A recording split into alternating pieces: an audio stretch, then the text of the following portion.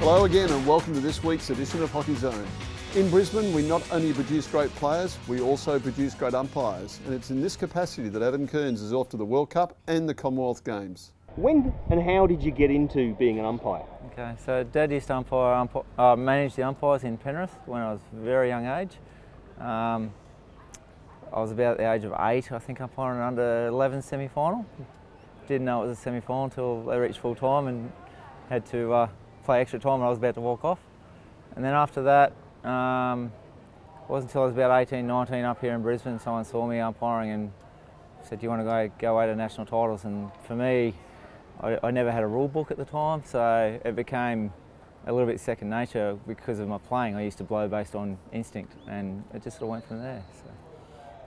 So, as I say, it's a big year for you, 2014. Tell us what's in store. Yeah, so I've been appointed to the World Cup in Holland, men's and women's combined. Starts in about 4 weeks' time actually.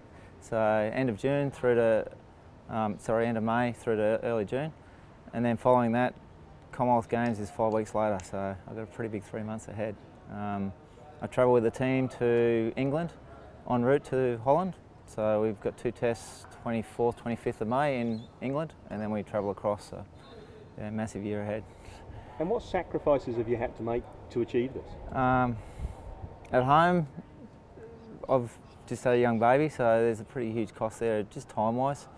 Work-wise, holding down a job's a real challenge. To chase making these tournaments has made it pretty hard to hold down work in the last couple of years. You lose some friends umpiring. Naturally, you've got to make some pretty tough decisions. But on the flip side, there's some great people and experiences you get to have along the way too. We get expenses and airfares covered, so airfares, accommodation, food allowance, and that's pretty much it. Everything else comes out of your own pocket, from medical to training to just time you sacrifice, basically. So looking at umpiring from a more local perspective, what's the big difference between our top divisions here in Brisbane with the international scene? Yeah, tempo and professionalism is one, but in umpiring style, obviously most of the guys in Brisbane know me, and so it's a week in, week out scenario where you can develop friendships and also a rapport with guys. So that's a skill error. At a local level, I might go and talk to the guys a bit more and you have a level of understanding, whereas at an international level, in a tournament format, it's much stricter and there's also a level, a standard that's expected.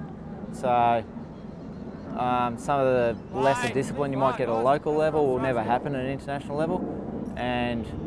But also in saying that, when you're doing an international game, if you've got an English-speaking country and a non-English-speaking country, you can't really talk to the guys. So it all comes through body language and whistle tone, and you learn how to talk through those actions without actually talking. At times, if I umpired the way I will at the World Cup, there wouldn't be many people on the field in some ways. But you have to understand the context of the match.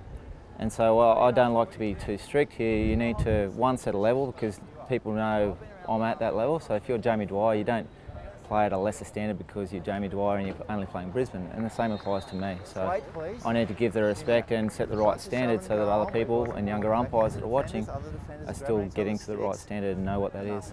Ultimately, you want to have a fair result. So particularly for early umpires, if you're a young umpire and you don't know what the decision should be, well, what's the fair result for that?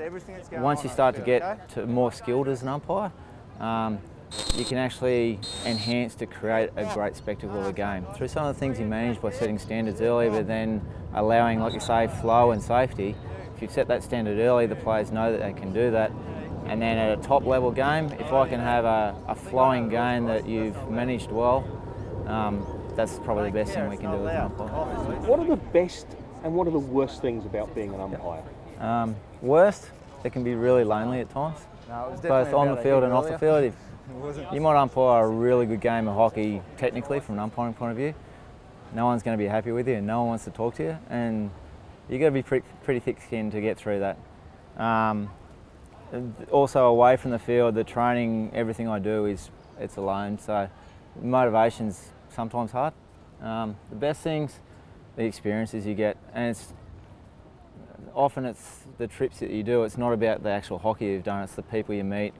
Often I'm going away now with people I've met 3 and 4 times from literally around the world, and you get some really unique experiences.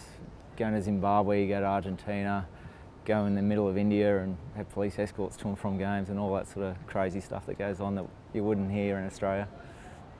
I think we're doing a lot at a very top level, at the international level, to make great spectacles of our game. We bend over backwards to make us to appeal to the Olympic sports.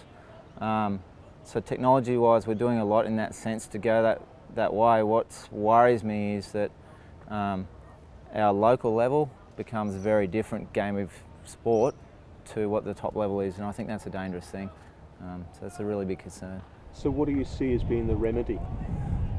That's a really tough one.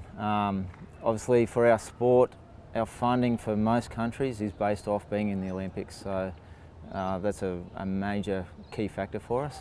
The remedy there is, I guess, it's in numbers. So the more people we have involved in the sport, the more activity we get, the more exposure we get, and then the sponsorship, TV exposure. Money is everything to many sports, and unfortunately TV has a huge part to do with that. So what advice would you give to a youngster who was playing hockey, thinking about umpiring? Do we need more umpires? Oh, we always need more umpires. It's a regular battle. For a young developing umpire, keep playing the game. The most important thing to do, whether it's playing or umpiring, is enjoy the sport. And if you're enjoying things, you tend to perform pretty well. The dream game is probably an India-Pakistan match in a World or Olympic Cup final. India-Pakistan's a little bit like Australia-England in the cricket in the Ashes. It's a special game. Doesn't matter where you go in the world, people just turn up. For me, my goals long term is to do a medal match at a major tournament, so an Olympics or a World Cup. I say medal match because often if Australia's in the gold medal match, I can't do it. It's a double-edged sword. It's great that Australia's there, but it means I can't do the match. So, most tournaments, we only get our appointments a night, maybe 2 days before.